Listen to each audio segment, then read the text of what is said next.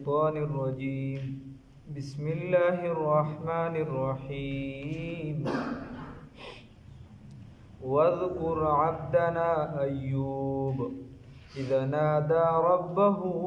أني مسني الشيطان بنصب وعذاب صدقت يا رب العالمين.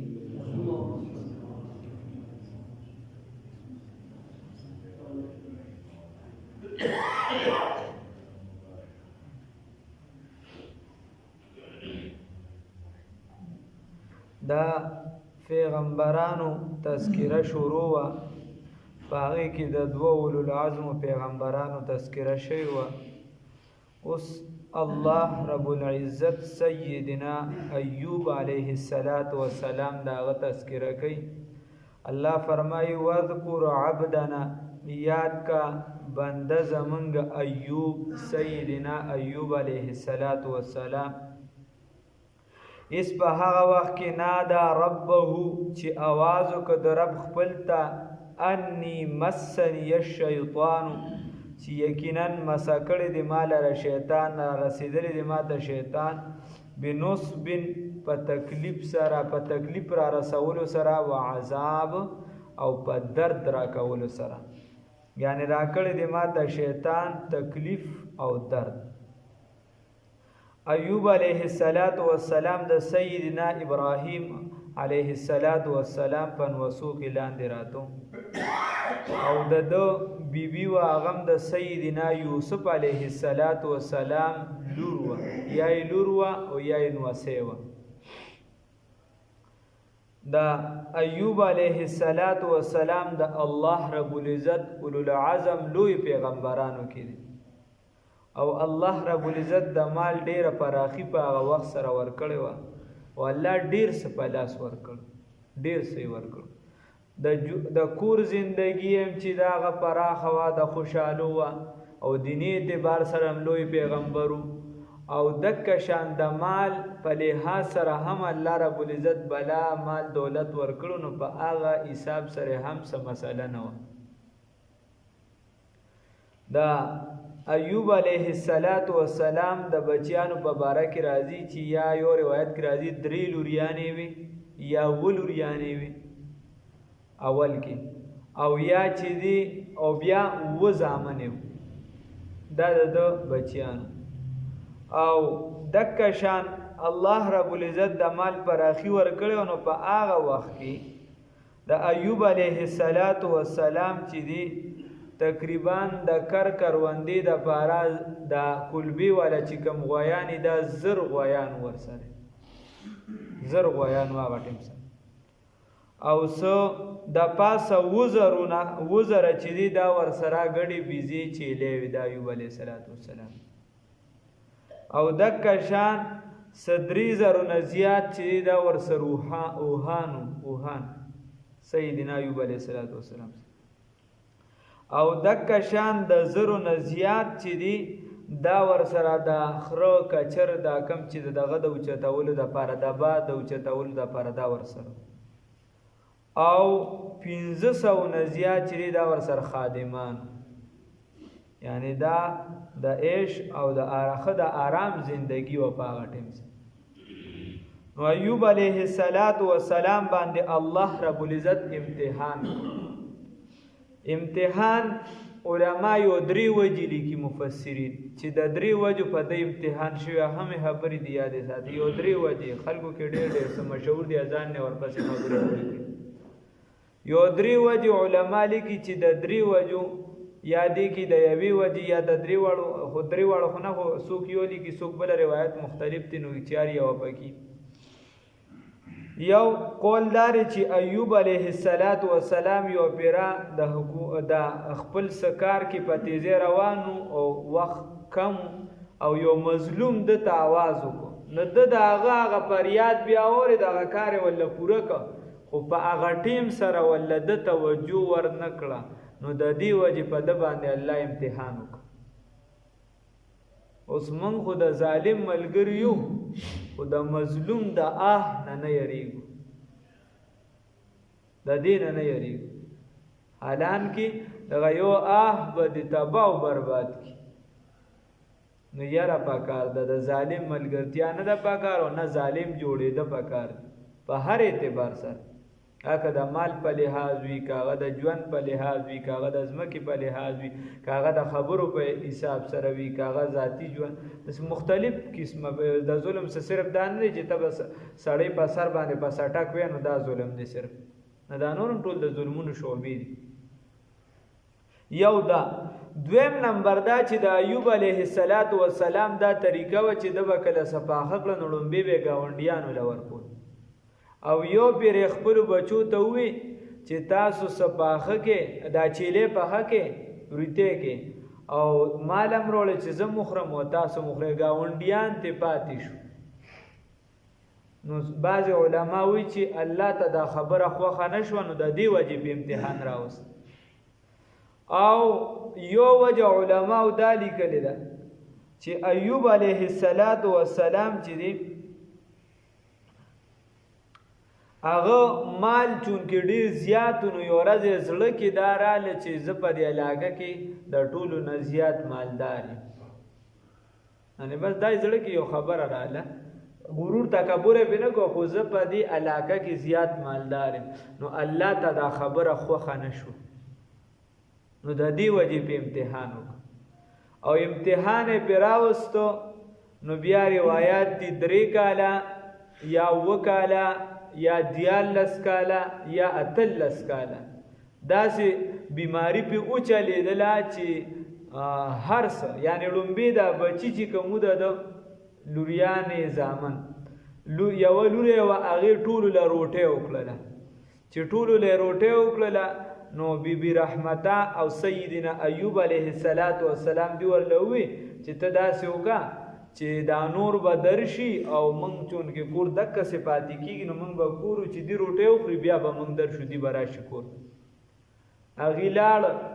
او ټول په د یو کمرې کې راغونډ شو چې کله خوراک کو چت پې راپرېوت او ټول په یو ځای باندې وفات شو. دا یو لوی امتحان. نو ایوب علیه السلام باندې چې دا امتحان راغی نو د خلکو ته د خادمانو ته وی تاسو هم ځئ او چې څومره مال هم پکار وي دا وچلوئ. نو بس خلکو ټول مال وچلو هر څه یې وړه. او په ایوب علیه السلام باندې بیماری راغله. نو بیماری داسې یا ما درته 3 کاله 14 18 دا روایات دي پکې. خو ابن حجر اسقلانی رحمه الله فرمای چې دا یو لوی محدث دی، هغه وی چې 14 کالو والا روایت چې دی دا سندن مضبوط دی. نو 14 کاله په د بیماری وچلېده، خو داسې بیماری چې د ذهن اړک نه شوالی. اوس خلکو بیا د ځان نه کیسې جوړې کړي دي خپلې چې په بدن کې چینجي وشو او داسې وي چینجي به تر پرېوته نو بیا به راوچت که بیا به هغه زخم کې کېښود. دا څه خبره ده؟ دا عقل مني؟ نو دا اسرائیلیات دي، ټول د ځان نه خبرې. د پیغمبر په بدن خدای داسې بیماری نه راولي چې د هغې نه خلک نفرت کوي. دا د عصمت انبیاء علیهم السلام خلاف. نو دا خبره ټیک نه ده. یوه خبره خو خیر بیماری په سخته وچلېده. بیماری په سخته وچلېده. بیبي به اول به ورسره خادمانو د 500 نه زیات، بیا به بیبي اخره پورې ورسره وفاداره وه چونکې د یوسف علیه السلام یا لور وه یا نمسۍ وه. اخره پورې ورسره ولاړه وه. هغه به بیا کورونو کې بیکار کو او هلته به چې ورته څه میلو شو نو بیا به هغه راوړل او په ایوب علیه السلام به خوړل او په دې به ګزاره کېده. دې ته وایي د ژوند ملګری. نو خبره داسې ده الله رب العزت د هر چاته داسې ورنصیب کړي اخلاص او للهیت والا ملګرتیا، د مفاد ملګرتیا، د نوم د نمایش د پیسو ملګرتیا، د ظاهر ملګرتیا. دا ډیر زر ختمیږي. په دنیا باندې هم د دې کیسه سمانی او په آخرت باندې خاصم تباہ او برباد. الله دې په حقیقت کې چې څنګه اسلام ملګرتیا غواړي داسې دې موږ ته الله را نصیب کړي. نو خبره داسې وه چې ایوب علیه السلام یو پیره د بیبي یې بار راووته نو شیطان د ځان نه حکیم جوړ کړو خلکو له چې دې دوایانې ورکولې. د چې ولیدن د ولې زمام خاون بیمار دی هغه ولې چې دا دوایي والا نو دوه قسمه خبر را دي یا یې ولله څه کلماتو خل چې دا به ووایې په خاون باندې یا به ټیک شي یو دا خبره یا څه دوایي یې ورکوي چې دې سره د خاون ټیک شي نو هغه به دا وایي چې زه حکیم ښه کړم داسې به وایي نو کله چې ایوب علیه السلام د بیبي راله دا خبره وشوه هر کې یا یو روایت یا بل نو ایوب علیه السلام پوه شو چې پوه شو چې او زما دا ظالم خو زما کور ته رسېده نو اوس دا خبره په دې اعتبار سره صحیح وه چې د ده په واسطه باندې یعنی ما ته شفا میلو شوه د حکیم په واسطه خو چونکې د هغه خو پکې مقصد بل څه د شیطان او بیا د پیغمبر د شان مطابق خو بالکل د هغه د توکل خلاف و نو د دې وجې هغه ایوب علیه السلام دی انی مسنی الشیطان نو علما دي چې یو تفسیر دا کوي بیماری خود ته رسیدلې و یا د بیماری نسبت ده ته کوچون کی بیماری الله راولي او خلق د خراب سيزونو نسبت شیطان ته کوي نور خو خراب عزت ذلت دا هر څه د چا په لاس کې دي د الله په لاس کې دي د الله په لاس کې چې الله د ذلت نه درکړي خدای شته د ټول دنیا دی یو خواشي ته بل خوا چې الله در سره مل نبی رحمانه کله خکر در سره وي یک تنهاي که الله د عزت نه درکړي دا ټول دنیا یو خوا ته بل خوا یا ټول دنیا د تا سره بس هیڅ نو خبره دا ده دی کې انی مسن یو خدغه ده او دویمه علما دی کې دا تفسیر کړی دی آیات کې دی انی مسن الشیطان چې یقینا را رسیدلې دی مال را شیطان مسکړی دی مال را شیطان بنصب پس سره په تکلیف سره و عذاب او په درد سره یعنی چې کله ما ته دا خبره را رسیدلې ده نو درد می نورم زیاتیږي نو دا دې طرف ته اشاره ده نو دې خبره یاد ساته ملګرو چې په مال باندې غرور پیغمبر د زمانه دی الله ته خبره ناخوخه شو د سکندونو په اعتبار کې تیار سواش د سکندونو په حساب کې تلک الایام نداولها بین الناس تد خلق چې دینو بس ته بګنه په پنجو باندې تلکې د غرور او تکبر په اخیری کناري ولاړ صحت ته تاسو د سکندونو په دې ځکه به یو گاډي ته به مخ کې شي بس کیسه به ختم شي سپم دي ټیک ټاک ساړې به دغلته خدای پاک ارس خدای الله په لاس کې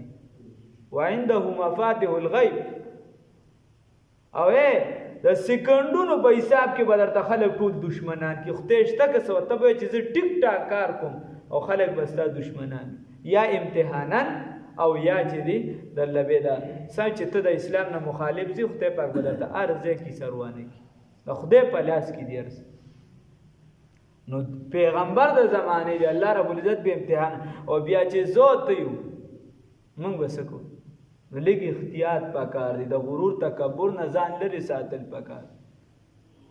ځان چې دی په مال باندې اوچتوالی بروالی په مال باندې چې دی غاوره کېدل نه دی پکار د مال د وجې چې دی خپل دین ته سپک نه دی کتل پکار الله دې معافي وکړي نو بیا ورپسې وروسته خبره هغه ته بیا کوم دا خو د یو آیات سره مناسب ونو درته مې وکړم اللہ فرمائی وَذْكُرْ عَبْدَنَا یاد کا بند زمنگا ایوبا سیدنا ایوب علیہ السلام اس پا حغا وقت کی نادا چی دا آوازو کو ربہو رب خپلتا انی چی یقیناً مالرا مسنی الشیطانو مسکڑی دی شیطان بنصب پا تکلیف سرا وعذاب پا درد سرا ورکوت بیرج لگانو دا اللہ رب العزت رحمت په جوش کې راغی چې کله دا وی نو دا الله رحمت په جوش کې راغی نو په کوم ځای کې چې ملاس کوم په اکه ځای کې ګوره دا د ارس د الله په لاس کې دي الله رب العزت ورته وی دا پوند رو بغوا دا پوند دی د زیل رو بغوا چې هغه له رو بغولا نو د هغه نه چې دی چشمه راوچته شو چې نه جاری شو ورته په دې باندې چې دی غسل وکړه د دین او به مسکدا یخ وبدیو د غسلم چې هغه اوس کړي نو بخاری شریف کې حدیث دی بخاری شریف کې حدیث دی داسې ټیک ټاک شو چې هغه سپین ویختې واپس تک تور شو ځوان شو نو بیا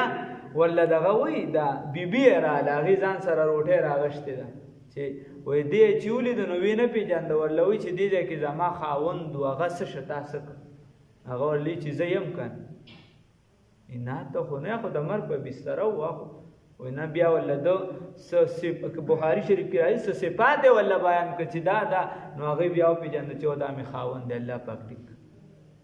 نو دو الله په ژوند یو قسم خوړلی ورته چې کله ول د شیطان خبره رااله ورته وای ای هغه وفادار بیبي او بیا دونه خدمت کو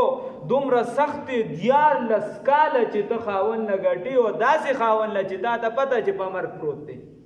دیار لسکاله او ته پردي کور کې جارو او کار کې او روټه روړي او غلې ورکې او هغه ولوي چې زکه خدای ټیکلم سل لخت بدی وو سل لخت بدی نو الله رب العزت والله رحم دا غیغه خدمت والله موږ د استادان مولانا مفتی فرید دا نو عبدالواحد صاحب و یو بیر موږ به مفتی فرید صاحب سره وی خدمت کو د پاکستان مفتی اعظم وی موږ ور سره و یو دا خدمت کو عام کسو و ډیر زیات خدمت به کو خو مفتی فرید رحمه الله په اخر وخت کې ډیر زیات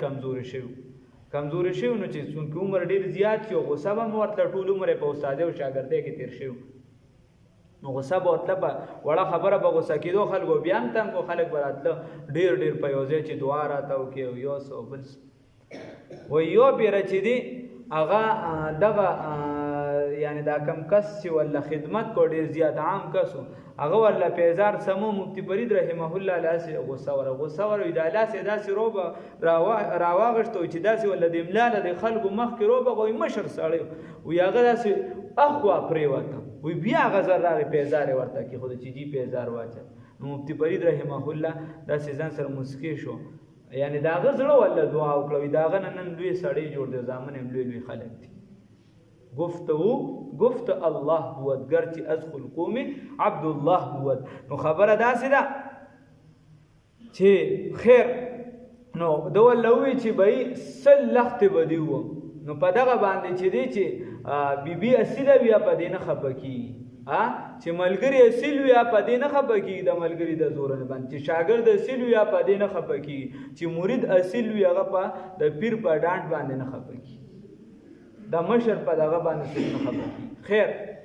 نو هغه داسې کارو چې دا کله دی روغ شو نو الله رب العزت ول خپل وی وخذ بيدک بغسن وی د چوکو یعنی د لختو د معمولی د نارو یعنی د جارو د ډکی والا د سل را جمع کو په دی یو گزار ورکا د ایوب علی السلام نقطه پاک دا دغه ورکا د بیبي د وجه ولوي یو گزار په دی ورکا ماستا قسم پورا ک قسم دې مات نشو استا قسم پورا شو د بیبي رحمتي ته چې دی اغه له دغه ملونه تکلیف هم ملونه شي ور خدمت الله ته دومره خوښ د قسم هم د پیغمبر پځې کو او د اغه تکلیف الله رب العزت خو نه کچې تکلیف ورته ملونه شي الله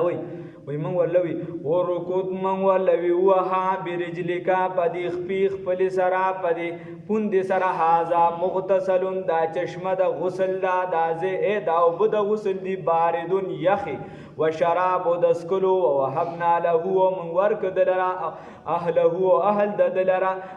ورم کدلرا اهله اهل دد ومثلهم وبمثل داوي معهم سرداو سر رحمتا منا دا رحمت زمن د جانبا نو الله رب العزت ولا یا دغه بچیان دوباره را ژوند کړل او د اغي ان نورم ورکړل او یا نور چې د اغي په شان په قوت کې برابر یعنی هغه دریو پر روایت نشپګي ورکړل لوريانه هغه وو نو 14 ځامنه ورکړل داس و ذکر او دا نصیحت لاولی الالباب دا پار د خاوندانو د عقل و خذ او من ورلوي ونیسا بيدک پلاس خپل سرا بغسان یو موټی ډکی فضرب به نو بس اوه پدې سره دا بیبي ولا تحنس او قسم ما توا قسم خپل برقرار بستا مونږ ساتو ان وجدناه یقینا من مندل دې من اومند دلرا صابرن صبرناک نعم العبد سناشنا بندو نو د صبر ډیر زیات فواید دي ښا صبر کوا نو الله رب العزت به ګوره تام نه خراب یو استاد دشمن که د سړی زوی نه شابخته پاک په صبر هلاکي د صبر والا غ ناشنا والی امام اعظم ابو حنیفه رحمت الله علیه ته یو کس په درس کې ودرې د ورتی استا مرداس استا خورداس استا داس استا داس امام صاحب چپ شه شاګردان په ورته کین خیر بیا لار کې روانو هغه بنده ورته په لار کې کنځلې کوي شان لګیا دي او په یو موقع ورته وایي یو خپل مور دی په نکاح نه راکې امام صاحب ورته مور مې عاقله ده بالغه ده او اکونډه وچون کې وې زبته تاسو کوم کدا غي اړین نو بس در به کوم په نکاح یعنی دومره پورې بیا خیر چې امام صاحب کور ته کله رسیدو نو داسې باری سار شو ورته وای دن نشم کنه سکنځلې پاتې دي چې راته وکي هغه ولوي چې تا خو مال د سپي حیثیت امرانک تا خو مال دومره حیثیت جواب قدرې د امرانک نو امام صاحب تدن نشه امام صاحب چې تدن نشه را پریوته مړ شو خلق وی امام صاحب کس مړ کا امام صاحب ولې امام مړ نه کوي زما صبر مړ نو صبر کا وخا انا وجدناه یقینا فیصله په الله پریدا انا وجدناه یقینا من امند دلرا صابرا صبرناک نعم العبد